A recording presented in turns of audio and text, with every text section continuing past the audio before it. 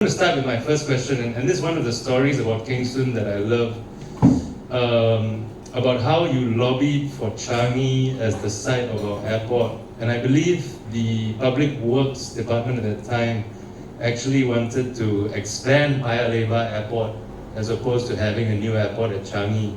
And Kingston was part of the group that lobbied for Changi to be the site of our new airport. So, do you want to just talk us through that whole incident and what happened then? Well, first of all, Sudhir, thanks very much for being the quiz master today. And I also want to shout out for your Zoom project, which I think is a very necessary adjunct to the Singapore media landscape, because there's too much one track reporting in Singapore. And thank you for providing a different point of view. Okay, Singapore Planning and Urban Research Group was started actually in '65, as a group of young architects, but some not so young. And then after a while, it began to attract a lot of academics from the university, from economics, from political science, from geography, from sociology. So we had a very widespread of intellectual thinking people. Okay, now the airport. Airport was one of the most controversial, was in fact the first controversial project which Spur did, and it incurred the wrath of the Ministry of National Development, okay, who at that time was in charge of the Public Works Department. Now here's also some very interesting fact, which there are insiders and outsiders in our system, right? And most of us who are not in the insiders are by definition outsiders, and outsiders are always treated with brushed off. We are insignificant.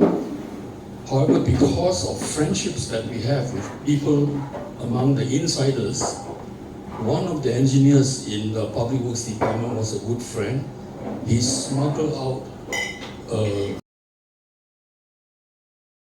map that showed the Changi Paya Lebar Airport expansion, and we were completely aghast at it, because there would be 2 new runways in addition to the existing runway, and it showed a flight path coming in and egressing.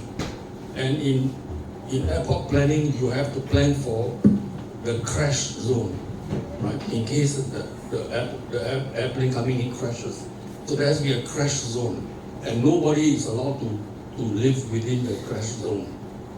And also there's a noise zone. So in effect, the Paya Lebar expansion proposal would mean that the whole of Mountbatten and Geylang area would not be livable. And also the Pasir Ris and Tampines area would be also unlivable. In other words, 1/4 of the whole of Singapore will not be livable. Given the shortage of land and so on, it becomes an unacceptable thing. So what we did was we called a press conference, and we showed the map to the press and explained that this is incredible. This is not a good idea at all. And this was on the 27th of January in 1971. Okay. Interestingly, that the British announced the closure of the Changi Airport, which was used by the RAF, to move RAF to Tengah Airport. So that means that at the end of 71, the Changi Airport becomes available. Now, interestingly, also it coincides with, I just was watching a very interesting video on Harold Wilson. Harold Wilson's second term as Prime Minister of Britain 1974, okay, until 76. Then he retired in 76. In Kuan Yew's book, Kuan Yew declared that Harold Wilson was a very good friend. And it was Harold Wilson who then gave all the military bases and all the land that were occupied by the British military forces in Singapore back to Singapore for $2. So this is a very great gift by Harold Wilson to Lee Kuan Yew and to Singapore. So between early 1971 and late 1971, that 11 or 12 months, Spur got the real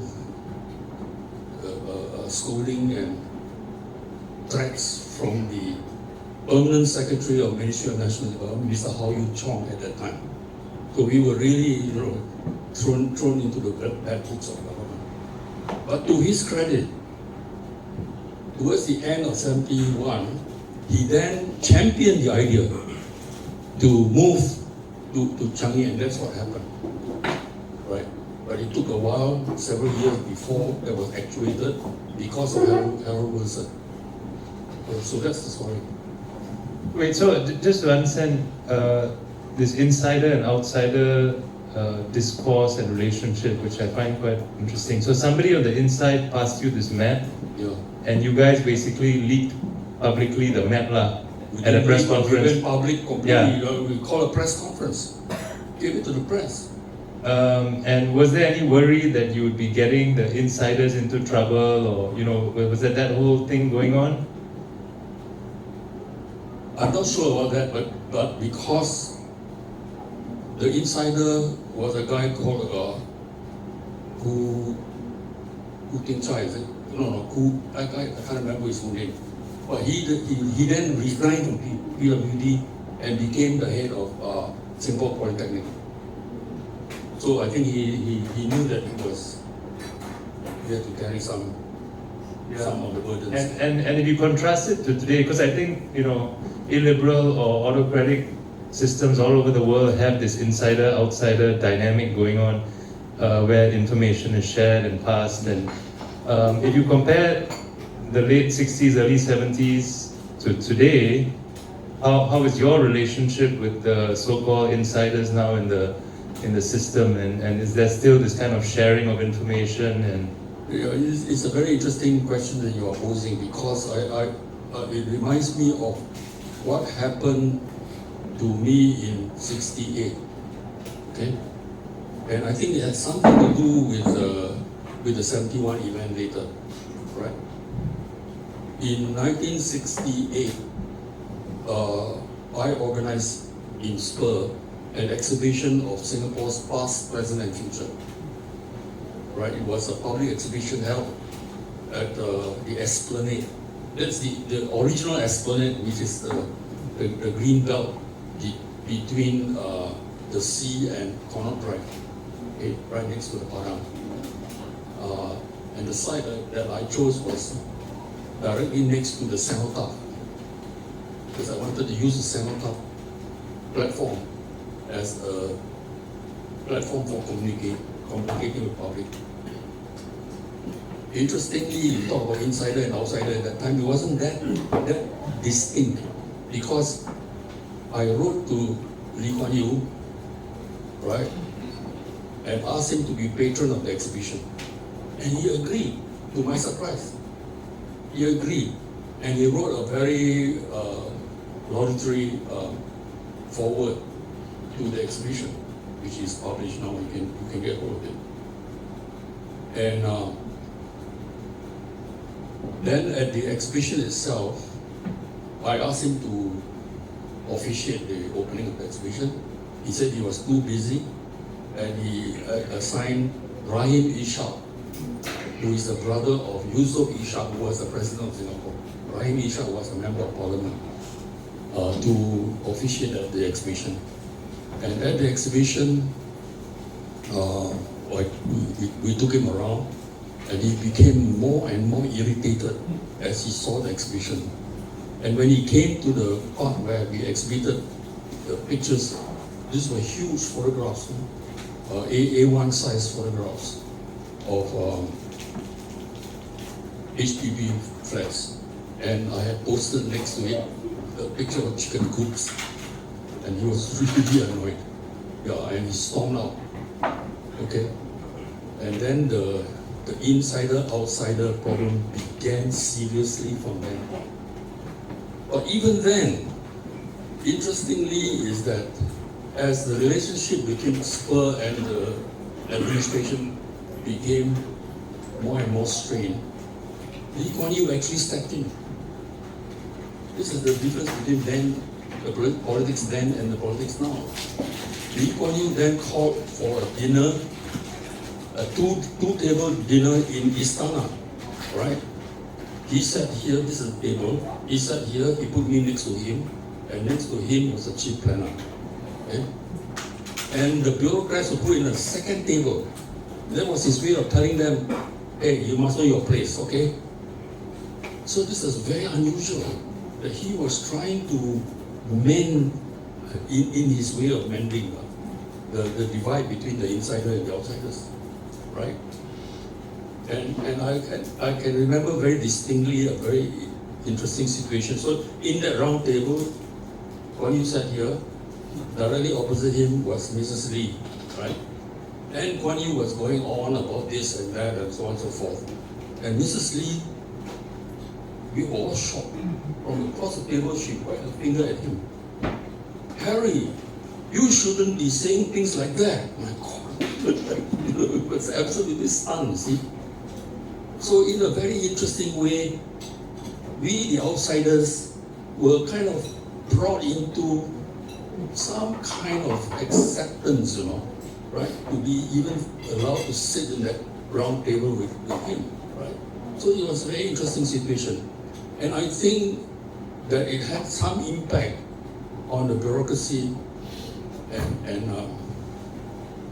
I think the impact was twofold. One was a certain deference to us, which is expected, but on the other hand, a heightened disgust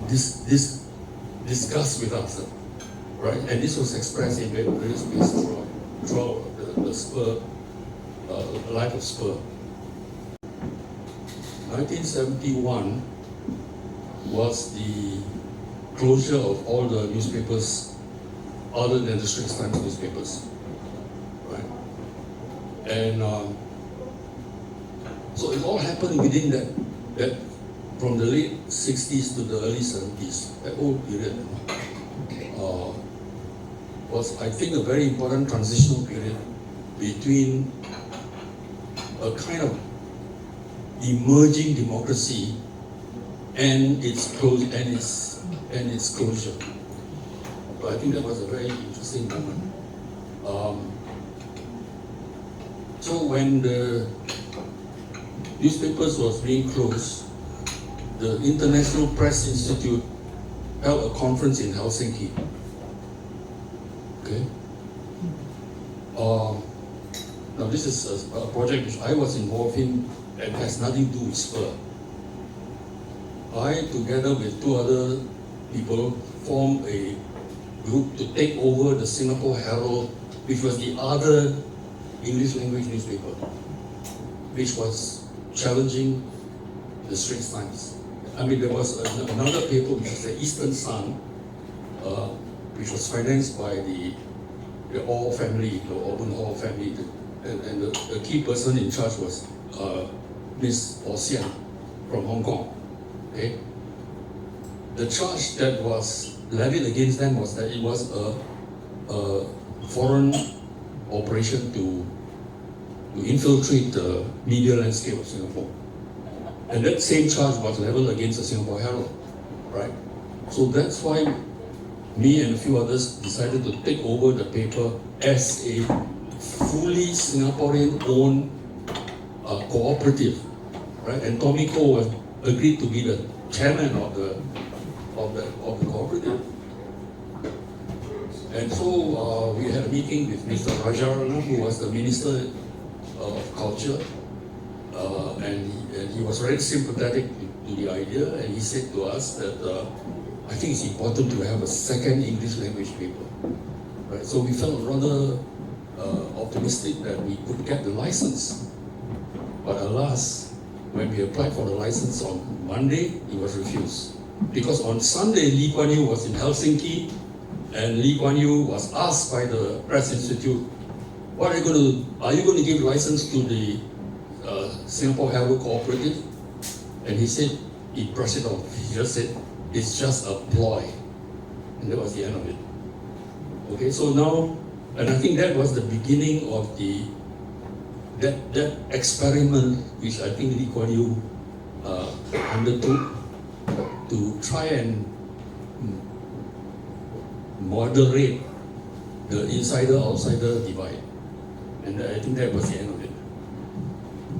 So, I mean, the sort of fervent activism that you and your comrades put forth could have also turned him off in many ways, right? Oh, I'm sure, because by that time we had incurred so many enemies within the administration and the political elements and so on. But again, later on, I will also elaborate that even then, there were still friends within the insiders that would help us on difficult situations, which some of which I talked about in the book. You might have seen it. Yeah. Any questions on this insider-outsider democratic activism? Yeah, I find this quite an amazing story because I can't imagine the current government, their plans somehow being leaked and then somehow being forced to make a major infrastructural or urban planning change based on lobbying from an outside group. But this is exactly what happened back then.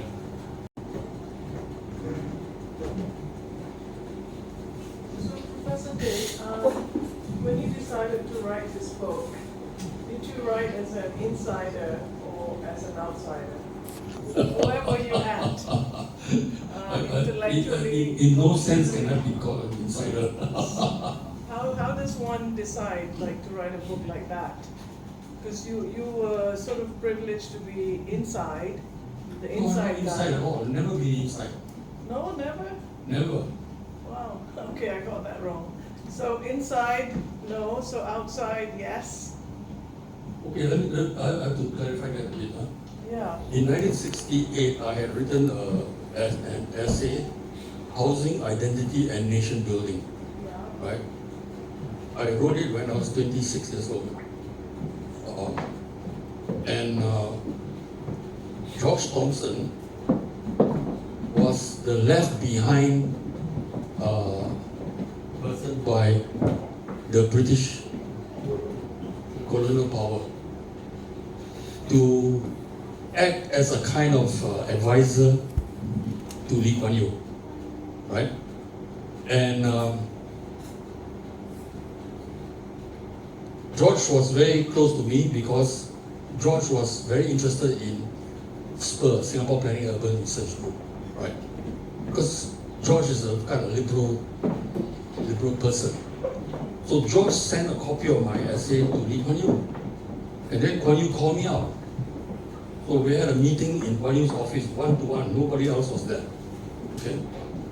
And Kuan Yew said to me, I read your paper. Interesting. But there's one point which I totally disagree with you. And that is that in my paper, he says, I advocated the preservation of the kampongs, right? And he says, no way, we must demolish all the kampongs in Singapore because they are a den of iniquity and they are backward and we must get rid of all of them. So I counter-argued with him. We had an argument for about half an hour. And I said, no, the kampong spirit, is something that we must treasure, right? The gotong royong spirit, which is the mutual help cultural arrangement between kampong people. And kampong people were not just Malays, they were Indians, Chinese, all living together, right? Although predominantly the major Malay kampungs were mainly Malay, right? So he was totally disagreed with me. And then abruptly he stood up and left the meeting. Okay? But I was so shocked. 1 week later, George called me. Says, he wants you to join him. I said, what for? He wants an architect in his team. So I said, no, let me think about it. So I felt that I cannot be under anybody's thumb. That's not my nature. Okay? So I refused. And Connie was very upset. That's what George told me later, that he was very upset. He thought, the exact words of George to me was, he thought the less of you. That's the story. So I was never an insider, right? But interestingly, and in the book, there are people inside in important positions that respect the integrity and integrity of people, of some people, outsiders, who are outsiders. Okay, I gave a few examples, right? For example, I had published my research work on high density, low rise housing, which was a critique of the housing board proposals for Toa Payoh New Town. After the building of the first public housing in 1960, 61, 60 in Queenstown, the next big project, HDB big project, was Toa Payoh. Okay? And so the plans were produced, and I looked at them and I say, what the hell? The plot ratio is only 1.4. Do you know what plot ratio is? That's the total floor area in relation to the land area on which the buildings are to be put, right? So if plot ratio of 1 means the total land area is the total floor area is the same as the total land area on which the building stands. Okay? So 1.4 means slightly more than what the land area is. So I did my calculations and I did the designs, and I could do it with 4-story buildings. Why build 10-story buildings? And bearing in mind at that time that many of the Singaporeans that were going to be rehoused were rehoused from kampong areas. They were all living in attic huts and houses on the ground. And for them to be moved into high-rise buildings was traumatic, and they didn't like it at all. So typically you will see that the booking pattern, if you have a big block of flats like that, right, say 10 stories, right, the booking pattern will be like that. So the corner units will be taken up, the lower units will all be taken up, the big bulk of the units in the center and to the top are empty, nobody wants them, right? So I presented, I was then invited by the Rotary Club Central to present my research work, and it was presented, and Straits Times published front page, no need for high-rise housing in Singapore. Wow, Mr. Teh Chiang Man, who was the chief architect of HDB at that time, was furious, right? So I was completely condemned as a fraud and so on and so forth.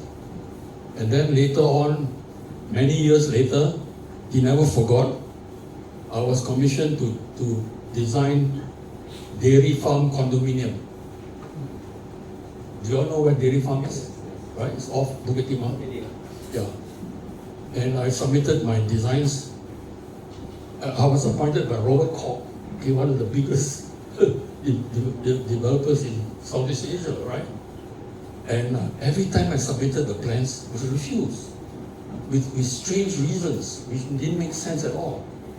So then I confided in one of the PAP members of Parliament, who is a good friend. You see, the insider, right? I'm an outsider consulting an insider. Hey, I asked my insider friend, what the hell is going on?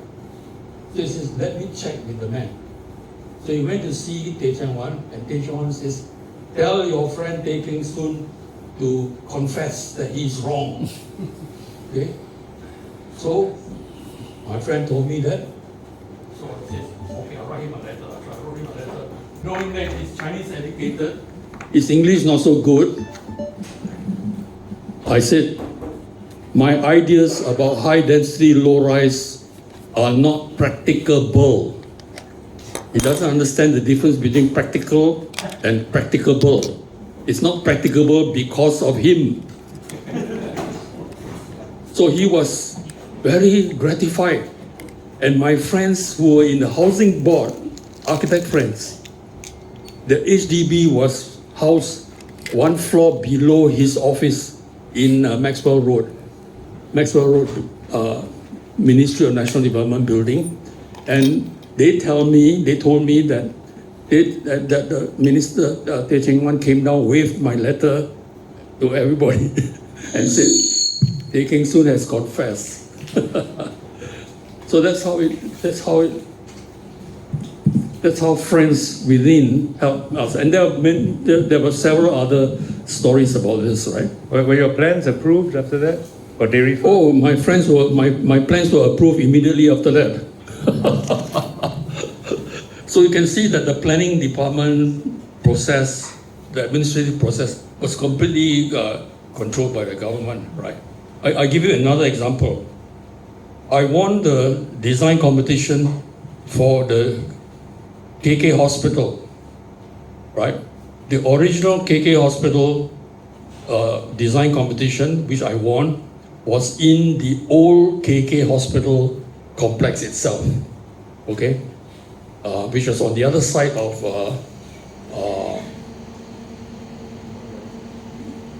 Jalan Kampong Java, right? And then a new piece of land became available because the graveyard there was exhumed, and the Public Works Department then reassigned the project to be on the new site, but they took it over. And I was, although I had won the competition, I was not allowed to be the architect.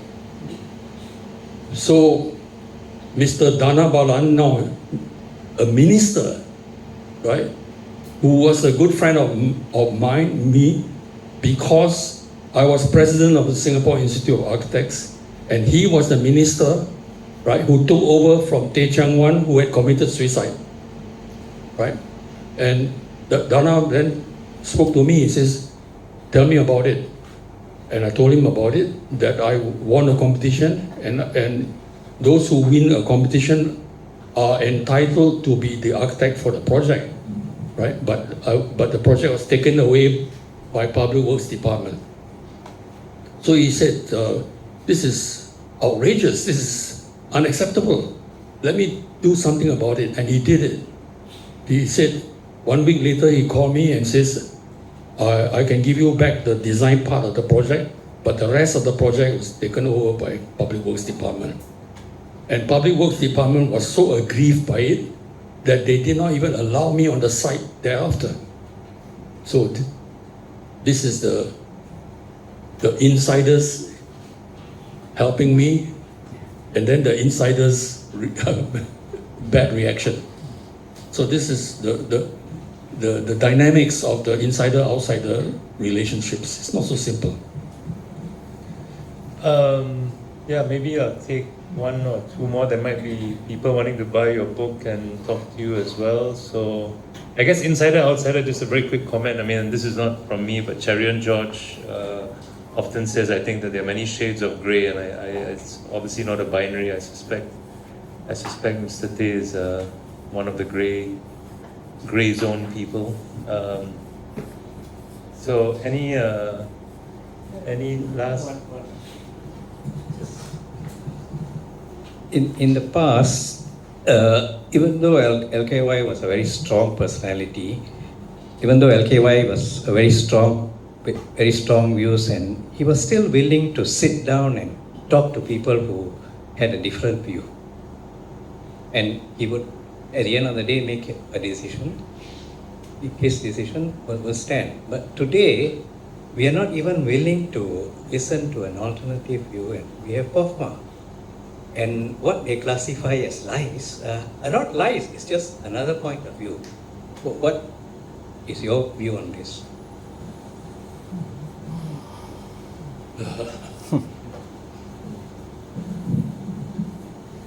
It's such a complicated issue. I don't know where to start. I think that if you look at history, the transition from one stage to a new stage, there is that transitional moment, and the transitional moment is always very confusing and also very internally contradicting. Okay, I think that the present power elite are going through this transition. In any kind of political system, there is always the good cop and the bad cop. Okay? I think Lawrence Wong is trying very hard to be a good cop. But if he is to succeed, I think he needs a bad cop that is a bit more subtle.